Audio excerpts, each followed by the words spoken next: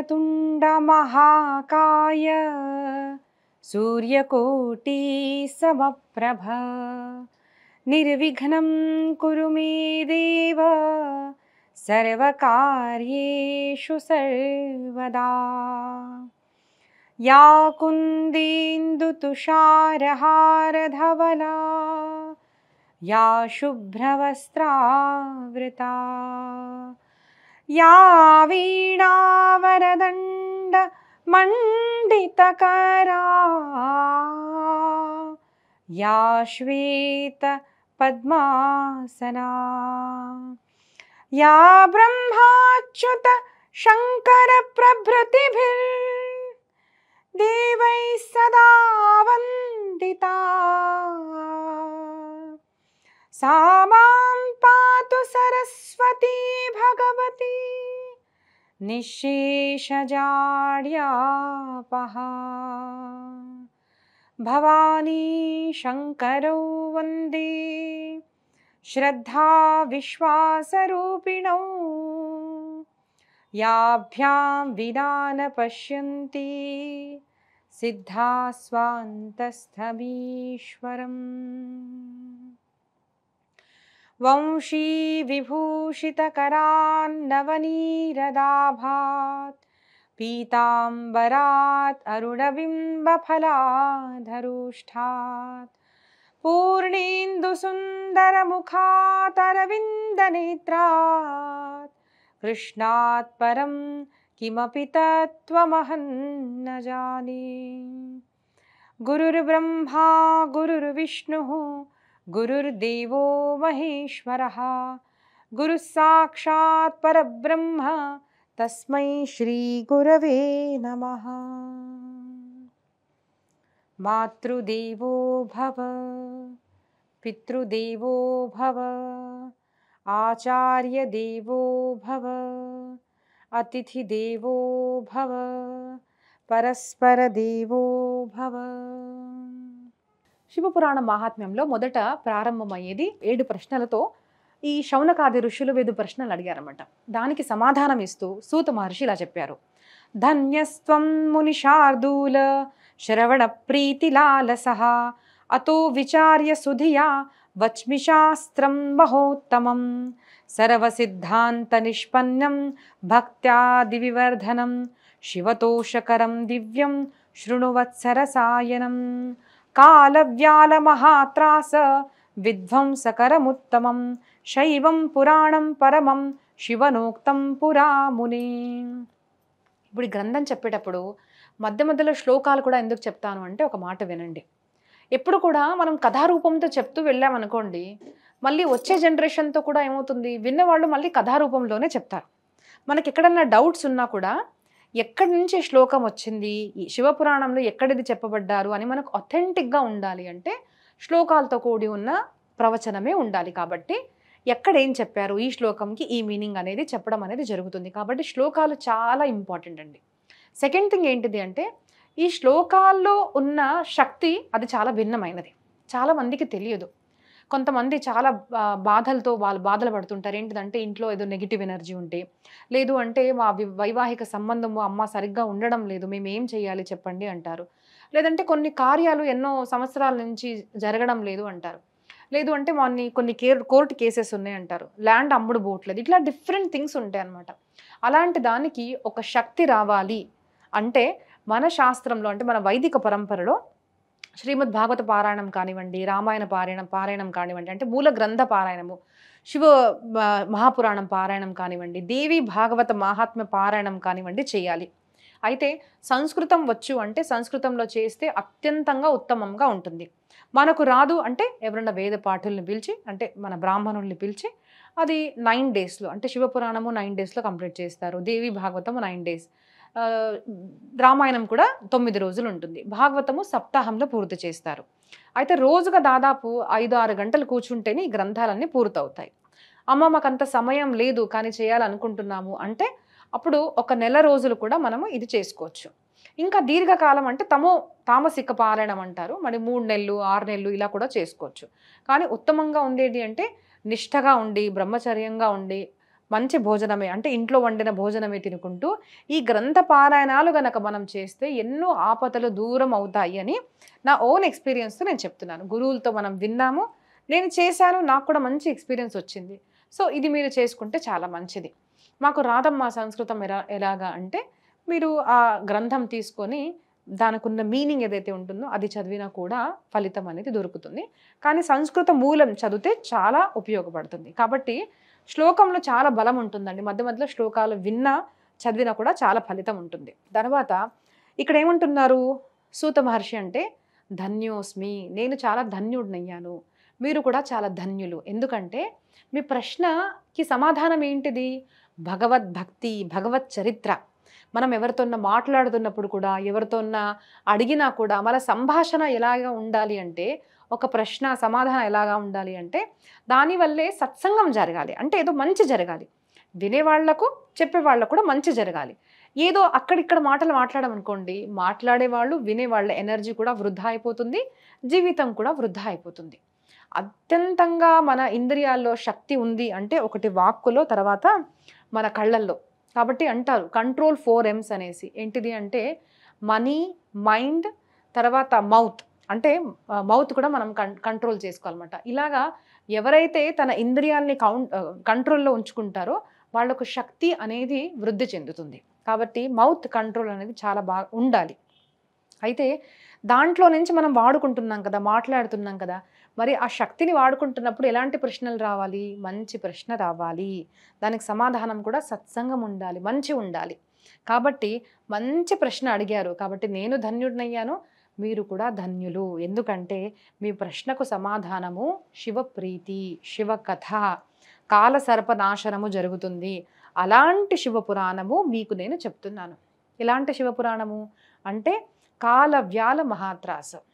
ఒక మాట గుర్తుంచుకోండి, మనం అందరము ఎంత సంపాదించినా, ఎంత పదవి ఉన్నా, ఎంత మంచి సిచ్యువేషన్లో ఉన్నా కూడా ఫైనల్లీ ఒకటి ఉంది అందరికీ భయం వేసేది. ఏంటిది అంటే డెత్, మరణము. Death is inevitable. ఖచ్చితంగా చనిపోతాం కదండి, అందరూ చనిపోతాం. అది ఏంటిది ఎలా అంటే తెలీదు, కానీ చనిపోతాం. మరి ఎవరికైనా చనిపోవాలనుందా? చనిపోవాలని లేదు. కానీ ఆ మృత్యు భయము మనందరికీ కూడా ఎప్పుడు వెంటాడుతూ ఉంటుంది. కాబట్టి కాలవ్యాల మహాత్రాస అంటే ఇది విన్న తర్వాత మృత్యు ఆగదు, మృత్యు వస్తుంది, కానీ మృత్యు భయము అనేది మనకు పోతుంది. చాలామంది మృత్యు భయం వల్లే మృత్యుకు ముందు కూడా చనిపోతారు. అంటే ఒక రోగం ఉందనుకోండి, అమ్మ మీకు క్యాన్సర్ అయింది అనగానే ఆ క్యాన్సర్ ఉంది అన్న షాక్తో కూడా చచ్చిపోయిన వాళ్ళు చాలామంది ఉంటారు. కాబట్టి ఆ మృత్యు యొక్క భయం దాన్ని దూరం చేస్తుంది అనమాట ఈ శివపురాణ కథాశ్రవణము. అలాంటి ఈ జన్మాంతరే భవేత్ పుణ్యం మహత్తస్య సుధీమతః తస్య ప్రీతిర్ భవేత్ తత్ర మహాభాగ్యవతో మునే. ఇలాంటి జన్మ జన్మ పుణ్యాల వల్ల లభించిన ఈ శివ మహాపురాణము మీకు నేను ప్రసాదిస్తున్నాను అంటున్నారు. ఇక్కడ చెప్తున్నారు, అదే నేను కూడా మీకు చెప్తున్నారు. మరి మీరు అనుకోవచ్చు కొంచెం అతిగా అవుతుందమ్మా, జన్మాంతరే జన్మజన్మల పుణ్యం వల్ల మాకు లభిస్తుందా అంటే, నేను ఒక మాట చెప్తాను చూడండి. ఒక చెత్త వీడియో ఉందనుకోండి, ఇన్స్టాగ్రామ్లో, యూట్యూబ్లో లక్షల వ్యూస్ ఉంటాయి. ఈ శివపురాణము మీరు చూసుకోండి కావాలంటే, శివపురాణము, భాగవతం, రామాయణం ఉందంటే వీళ్ళకి వ్యూస్ ఎందుకు తక్కువ ఉంటే చెప్పండి? ఇక్కడ ఏమైనా ఫీజు ఉంటుందా? ఈ వీడియో విన్నాము అంటే దానికి ఏమైనా ఫీజు ఇవ్వాల్సి వస్తుందా? కాదు. కానీ మంచి వినాలి అంటే ఎంతో కొంత పుణ్య లేకుండా కూడా మనిషికి వినాలనిపించదు, అది పాటించాలి అయితే అస్సలకి అనిపించదు. కాబట్టి మనం వింటున్నాము, ఈరోజు నాకు ఈ వీడియో దొరికింది, నేను వింటున్నాను, కథాశ్రవణం నేను ప్రారంభం చేశాను అనుకుంటే మీ జన్మజన్మాల పుణ్యాన ఏకత్రితమైందని ఖచ్చితంగా మీరు భావించండి. అదే ఇది చెప్తున్నారు, జన్మాంతరే భవేత్ పుణ్యం, జన్మ జన్మల పుణ్యం గనక ఏకత్రితం అవ్వకుంటే ఇలాంటి సత్సంగం అనేది మనకు ఎప్పుడు కూడా ప్రాప్తము అవ్వదు, ఇది చాలా దుర్లభము అని అంటున్నారు. 3 విషయాలు చాలా దుర్లభం అండి. ఏంటిది అంటే త్రయో దుర్లభ, మనుష్యత్వం, ముముక్షత్వం, సాధు దర్శనం. ఏంటిది అంటే 3. మనుష్యత్వం, మనుష్యుడుగా పుట్టి కూడా చాలామంది మనిషిలాగా ప్రవర్తించరు. ఎన్నో 84 lakh స్పీషీస్ అనమాట, 84,000 జీవరాశుల్లో మనిషి అన్నది ఒక యోని. అందరికన్నా శ్రేష్టమైనది. ఎందుకంటే మనిషి మాత్రమే మంచి ఏంటిది, చెడు ఏంటిది, ధర్మం ఏంటిది, అధర్మం ఏంటిది అని తెలుసుకొని ధర్మాన్ని పాటించాలా, అధర్మాన్ని వదిలేయాలి అని తెలుసుకొని తన జీవితాన్ని ఉద్ధరింపగలిగే శక్తి ఒక్క మనుష్యుడికి మాత్రమే ఉంది. కాబట్టి మనుష్యత్వం అనేది చాలా దుర్లభం. సరే, ఒక మనిషిగా పుట్టాడు. పుట్టిన తర్వాత చాలామంది నేను ఒక స్త్రీని, నేను ఒక పురుషుడిని, నేను ఇంత సంపాదించాను, నేను ఈ కులస్తుడిని, నేను ఇక్కడ ఉంటాను, నా జ్ఞానం నేను అన్న దాంట్లోనే ఉండిపోతాడు. కానీ ముముక్షత్వం, కస్త్వం కోహం కుత ఆయాతః కామే జనని కోమే తాతః అన్న భావన చాలా తక్కువ మంది జనాల్లో దొరుకుతుంది. అందుకోసం మనం చూడండి, గురువుల దగ్గరికి వెళ్ళాలి, సత్సంగం చేయాలి అన్నది ఇప్పుడు ఎక్కడన్నా మేము ప్రవచనం పెడతాం కదండి, పెట్టిన తర్వాత అందరికీ వెళ్ళిపోతుంది అనమాట వార్త. వాట్సాప్లో ఇప్పుడైతే ఈజీగా పంపించేస్తున్నాం ఏంటంటే సత్సంగం ఉందనేసి. ఎంత తక్కువ మంది జనాలు వస్తారండి. ఎందుకు అలా ఉంటుంది? ఎందుకు అంటే ఆ సత్సంగం అనేది చాలా దుర్లభం. ముముక్షత్వం, నేనంటే తెలుసుకోవాలి, పరమాత్మ ఎవరు తెలుసుకోవాలి, ఈ భావన కలిగేదాకా కూడా మనిషి అనేది సత్సంగం భవన్లో రావడం చాలా దుర్లభం అండి. సినిమా థియేటర్లో లక్షల కోట్ల మంది వెళ్తూ ఉంటారు, డబ్బులు ఇచ్చి మరీ వెళ్తారు. ఈ సత్సంగంలో ప్రసాదం ఇచ్చి మరి పిలిచినా కూడా రారు. ఎందుకు అంటే ఆ ముముక్షత్వం అనేది అందరికీ ఉండదు. ఎందుకంటే అది చాలా దుర్లభం. పూర్వజన్మ కృత పుణ్యాల వల్ల మాత్రమే నేను ఎవరిని తెలుసుకోవాలి, పరమాత్మ ఎవరు తెలుసుకోవాలి, మాయ ఏంటి తెలుసుకోవాలి, ఈ జన్మ కర్మ బంధాల నుంచి నేను దూరం అయిపోవాలి అన్న భావన, ముముక్షత్వం అనేది చాలా దుర్లభం అనమాట. సో మనుష్యత్వం, ముముక్షత్వం. సరే, ముముక్షత్వం కలిగింది, మాకు అర్థమైంది. మరి దానికి ఒక మార్గాన్ని చూపించే ఒక గురువు కూడా ఉండాలి కదా. సో గురుతత్వం అనమాట. ఆ గురువులు, మంచి గురువులు, ఒక మార్గాన్ని చూపించే గురువులు, ఈ జన్మ మృత్యు చక్రం నుంచి దూరం చేసే గురువులు కూడా చాలా దుర్లభంగా ఉంటారు. ఆ గురువులు దొరకాలి అంటే మొదట మనం సాధన ప్రారంభం చేయాలి. చాలామంది అంటారు, అమ్మ మాకు గురువులు మేము వెతుకుతున్నాము. సంతశ్రీ డోంగరేజీ మహారాజ్ ఎప్పుడు అంటారనమాట, మంచి శిష్యుడు దుర్లభం కానీ మంచి గురువులు దుర్లభం కాదు. ఈ సృష్టిలో ఎవరన్నా మంచిగా చక్కగా సాధన చేస్తున్నారనుకోండి, అలాంటి వాళ్ళను వెతుక్కుంటూ మరీ గురువులు వస్తారంట. మనిషి ఏం చేస్తాడు అంటే శ్రీమద్ భాగవతంలో చెప్తారనమాట, మందహ మంద భాగ్యాహ అని చెప్తారు. ఎందుకంటే సంసారం ఎలా చేయాలి, పిల్లలు ఎలా కనాలి, వీటన్నిటిలో కూడా మంచిగా బుద్ధి ఉంటుంది మనిషికి. కానీ నేనెవరిని, నేను ఎందుకు ఇక్కడ పుట్టాను, నేను ఈ జన్మ మృత్యు నుంచి ఎలాగ బయటపడాలి అని ఆలోచించే వాళ్ళు చాలా తక్కువ మంది ఉంటారు. సో మనకిచ్చిన శరీరము, మన ఇంద్రియాలు కూడా భోగం కోసం వాడేవాళ్ళు ఎక్కువగా ఉన్నారు. కానీ ఆ అంటే ఈ ఇంద్రియాల నిగ్రహ అనేది చేసుకొని గురుతత్వాన్ని దగ్గరికి వెళ్ళి మన ముముక్షత్వం పొందాలి అనుకున్న వాళ్ళు చాలా తక్కువ మంది ఉంటారు.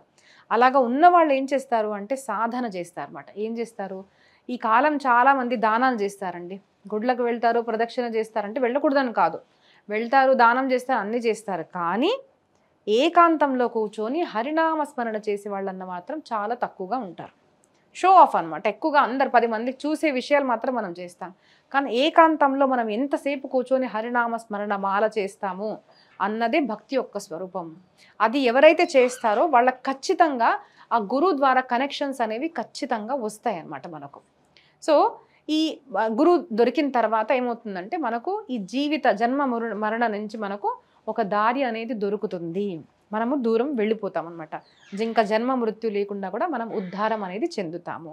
అది సూత మహర్షి మనకు చెప్తున్నారు. సో ఇలాగ మనం గురువులు ఒక మార్గాన్ని చూపిస్తారు. సో మనుష్యత్వం, ముముక్షత్వం, సాధుతత్వం, ఈ 3 కూడా చాలా దుర్లభమైనవి.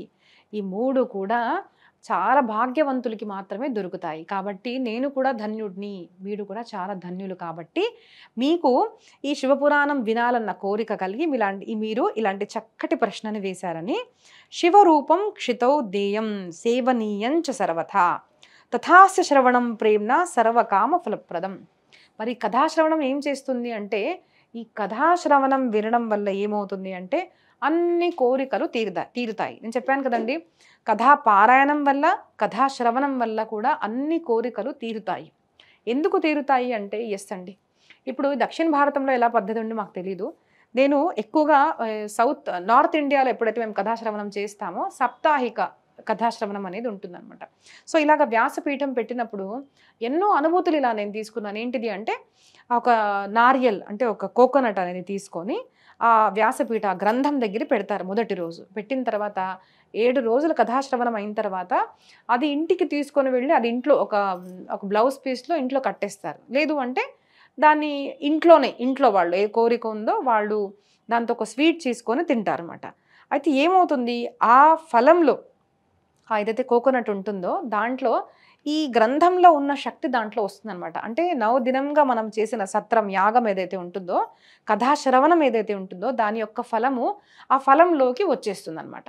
మరి మీరు అనుకోవచ్చు ఇదేదో మూఢనమ్మకం అంటే కాదండి. 2 ఫలాలకు శక్తిని గ్రహించే శక్తి ఉంటుంది, పాజిటివ్ ఆర్ నెగిటివ్ 2 కూడా. ఏంటిది అంటే ఒక టెంకాయ అంటే కొబ్బరికాయ, రెండవది నిమ్మకాయ.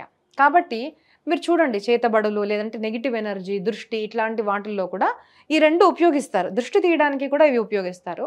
అలాగే దేవాలయాల్లో కూడా పరమాత్మ దగ్గర ఈ కొబ్బరికాయ టెంకాయ పెట్టడము, తర్వాత నిమ్మకాయ పెట్టడము, అది ఇంటికి తీసుకురావడము. ఎందుకు అంటే అవి ఎనర్జీ అనేవి గ్రాస్ప్ చేస్తాయి అనమాట. సో దేవుడి దగ్గర పెట్టాము, గ్రంథం దగ్గర పెట్టాము అంటే ఆ పాజిటివ్ ఎనర్జీని తీసుకుంటుంది అనమాట. సో మొదట ఇక్కడ పెట్టేసి నాకు మంచి కొడుకు కావాలి, లేదు అంటే నాకు పెళ్ళవ్వాలి, వాట్ ఎవర్ మనం కొన్న కోరికలు కోరి అలా గ్రంథం దగ్గర పెడతారు. లాస్ట్ రోజు వాళ్ళు వచ్చి ఇక్కడ నుంచి గ్రంథం తీసుకొని వెళ్ళి వాళ్ళ కోరికలు తీరడం అనేది నేను ఎన్నో ఇలాంటి ఉదాహరణలు చూశానండి. కానీ శ్రద్ధ ఉండాలి మనకు. సో ఇలాగా ఈ గ్రంథ శ్రవణం వల్ల ఏం జరుగుతుంది అంటే ఆంతరిక శుద్ధి, బాహ్య శుద్ధి, అలాగే ఎన్నో కోరికలు కూడా తీరుతాయి అని మనకు చెప్తున్నారు. తథాస్య శ్రవణం ప్రేమ్య సర్వకామ ఫలప్రదం. తర్వాత ఏం చెప్తున్నారు అంటే పురాణ శ్రవణ ఛంభోర్ నిష్పాపో జాయతే నరః భుక్త్వా భోగాన్ సవిపులాన్ చివలోకమవాప్నుయాత్. ఈ గ్రంథ శ్రవణం వల్ల ఏమవుతుంది అంటే శ్రవణాఛంభో నిష్పాపో జాయతే నరః, అన్ని పాపాలు కూడా తొలగిపోతాయి. మరి కొంతమందికి అనిపించవచ్చు అదేంటిది ఎన్ని పాపాలు చేసినా కూడా ఒక్కసారి శివపురాణం దొరికితే చదువుకుంటే అన్నీ పోతాయా అంటే కాదండి. దాని తాత్పర్యార్థం తెలుసుకోవాలి. మనం శివపురాణం తెలిసిన తర్వాత విన్న తర్వాత శ్రద్ధతో విన్న తర్వాత ఏమవుతుంది అంటే నేను ఎవరు, అసలు పరమాత్మ ఎవరు, స్వర్గం నరకం అంటే ఏంటిది, కర్మ అంటే ఏంటిది, మన కర్మ మనం అనుభవించాలి, ఇవన్నీ కూడా పరమాత్మ ఎవరు, ఇవన్నీ మనం తెలుసుకున్న తర్వాత ఏం జరుగుతుంది అంటే నిజంగా కథాశ్రవణం ఎవరైనా చేశారు అంటే ఆంతరిక మార్పు అనేది వస్తుంది. నేను పాపాన్ని వదిలేసుకోవాలి. చూడండి మనం చేస్తున్న పాపాలు మనకు మాత్రమే కనిపిస్తాయి, మన మనసు ఎలాంటిది మనకు మాత్రమే కనిపిస్తుంది. అప్పుడు మనం కదా నిశ్చయించుకునేది, అయ్యో నేను తప్పు చేస్తున్నాను కదా. ఇలాగా ఈ పురాణాలు ఏం చేస్తాయి అంటే ఒక మిర్రర్ లాగా అనమాట, ఒక అద్దం లాగా మనకు మన ఫేస్ చూపిస్తుంది, మనకు మన స్వరూపాన్ని చూపిస్తుంది. ఈ గ్రంథ శ్రవణ చేసిన తర్వాత ఏమవుతుంది, నువ్వు ఇప్పుడు మహాభారతం చదువుకున్నాము అంటే మనకు తెలుస్తుంది నేను దుర్యోధను లాంటి వాడినా లేదంటే అర్జునుడు లాంటి వాడినా, నేను మంచి చేస్తున్నానా నేను చెడు చేస్తున్నానా, ఇలాగా మన ఫేస్ మనకు చూపించేది మన ఆత్మస్వరూపాన్ని మనకు చూపిస్తాయి. కాబట్టి ఇవి అద్దం లాంటివి. అప్పుడు మనకు తెలుసుకున్నాం అనుకోండి, అరే బొట్టు కొంచెం నేను కిందకి పోయింది కదా ఇక్కడ పోయింది కదా అని మనం ఏం చేస్తాము, దాన్ని సరిదిద్దుకుంటాము. అలాగే నేను ఇక్కడ తప్పు చేస్తున్నాను, నేను పాపాచరణ చేస్తున్నాను, నేను ఇది ఇలా చేస్తే నేను ఈ నరకానికి వెళ్ళిపోతాను, నాకు ఈ కర్మగతి దొరుకుతుంది అని తెలుసుకున్న తర్వాత ఏమవుతుంది, మన ఆచరణలో మార్పు వస్తుంది. ఆచరణ మార్పు వస్తున్న తర్వాత మన జీవితం అనేది శుద్ధం అవుతుంది, సాధన ప్రారంభం అవుతుంది. అలాగా ఎవరైతే ఈ కథాశ్రవణం చేస్తారో వాళ్ళు నిష్పాపులు అవుతారు అంటారు. సో ఏదన్నా వినంగానే వెంటనే ఒక సెంటెన్స్కి అర్థం అనేది మనం తీయొద్దండి, యాజ్ ఇట్ ఈస్ కాదు, దాని తాత్పర్యార్థం ఎప్పుడు కూడా గురువుల దగ్గర మనం తెలుసుకోవాలి. కాబట్టి ఎవరు కూడా ఈ కథాశ్రవణం చేశారనుకోండి వాళ్ళు నిష్పాపులుగా అవుతారు అని మనకు సూత మహర్షి అంటున్నారు. కాబట్టి శైవం పురాణం అమలం భక్త్యా శృణ్వంతు తే సదా ముహూర్తం వా తదర్థం వా క్షణంచవా. చూడండి ఇక్కడ ఏం చెప్తున్నారు, నాకు తెలిసి వీళ్ళు ఎందుకు అంటే కలియుగం కోసమే కదండి రాశారు. అందరికీ తెలుసు మనకు ఒక మాట ఉంటుంది, ఏంటిదంటే మేము బిజీగా ఉన్నామండి, మాకు టైం లేదు అంటారు. కాబట్టి ఏమంటున్నారు, మీరు ఏమి కూర్చొని గంటలు చదవమనడం లేదు, ఒక్క శ్లోకము, ఒక ముహూర్తము, కాసేపు, ఒక క్షణము, ఒక 10 నిమిషాలు మనం తీస్తాం కదండి, ఒక్క ఎపిసోడ్ రోజు విన్నా కూడా చాలు. సో ఇలాగ మనము స్కెడ్యూల్ అనేది చేసుకోవాలి, రోజు ఇంత నేను కథాశ్రవణం అనేది చేస్తాను. ఇలా విన్నా కూడా ఈ శివ మహాపురాణం అనేది మన జీవితాన్ని మార్చేస్తుంది అని మనకు సూత మహర్షి చెప్తున్నారు. ఇలాగా రోజు కాకున్నా కూడా రోజు కొంచెం వినండి అంటారు. ఈ కథాశ్రవణం చేసి నామ సంకీర్తన కూడా చేయాలి. కథాశ్రవణం తర్వాత కొన్ని నియమాలు మనకు చెప్తారండి. విన్న తర్వాత ఈ చెవి నుంచి తీసేసామనుకోండి ఏం లాభము, విన్న తర్వాత హరినామ స్మరణ చేయాలి, కుదిరితే నోట్స్ రాసుకోవాలి, నేను ఏం విన్నాను, నా జీవితంలో నేను ఎలా దీన్ని మార్చుకోవాలి అని తెలుసుకోవాలి. అప్పుడు కొన్ని డౌట్స్ వస్తాయి అన్నమాట. చాలామంది ఏం చేస్తారు అంటే వాట్సాప్ ఫోన్ తీసుకొని మెసేజ్ పెడుతూ ఉంటారు, కాల్ చేస్తారు, గంటలు గంటలు మాట్లాడలేం కదా. అప్పుడు మా గురుగారు మాతో ఒక మాట చెప్పేవారు, చూడండి నాన్న, మీకు ఏం డౌట్స్ ఉన్నా కూడా మీరు శ్రద్ధగా ప్రవచనం వినండి, ఆటోమేటిక్గా మీకున్న డౌట్స్కి ఆన్సర్స్ ఈ ప్రవచనంలోనే దొరికిపోతాయి. కాబట్టి డౌట్ రాగానే వెంటనే ఫోన్ చేసి అడగకూడదు. ఏం చేయాలి అంటే నామస్మరణ చేయాలి. కథాశ్రవణంతో పాటు మనము నామస్మరణ కూడా చేయాలి కంపల్సరీ. నమశివాయ నమశివాయ నమశివాయ అందరూ చేయొచ్చు. ఆడవాళ్ళు ఓం చేయకూడదు అని మనకు గురువులు చెప్తారు. కాబట్టి ఓం చేయకుండా నమశివాయ లేదంటే శివాయ నమ ఓం అని రోజు ఒక మాల చేసుకుంటూ ఒక 10 నిమిషాలు ఎపిసోడ్ విన్నామనుకోండి, ఆటోమేటిక్గా రోజు మనం ఇలా అభ్యసిస్తే మన జీవితం అనేది మెల్లమెల్లగా మారిపోతుంది. ఒకరోజు మీకే అర్థమవుతుంది, నేను 6 నెలల క్రితం ఎలా ఉన్నాను, ఇప్పుడు ఎలా ఉన్నాను అనేది. కానీ అది నిష్టగా మనం ప్రారంభించాలి. రోజు ఒక 10 నిమిషాలు ఒక సిరీస్, ఒక ఎపిసోడ్ని పెట్టుకొని ఒక్క నామస్మరణ అంటే ఒక మాల ఒక 108 టైమ్స్ 108 సార్లు చేసామనుకుంటే 5 నిమిషాలు 3 నిమిషాలు పడుతుంది నాకు తెలిసి. చేసామనుకోండి, అప్పుడు మన మనసులో వచ్చిన డౌట్స్ కూడా ఈ పురాణ శ్రవణం ద్వారా ఆటోమేటిక్గా నామస్మరణ వల్ల తొలగిపోతూ ఉంటాయి. కాబట్టి కథాశ్రవణంతో పాటు రోజు ఒక్క మాల అన్న చేయాలి అని అందరికీ వినవి చేస్తున్నాను.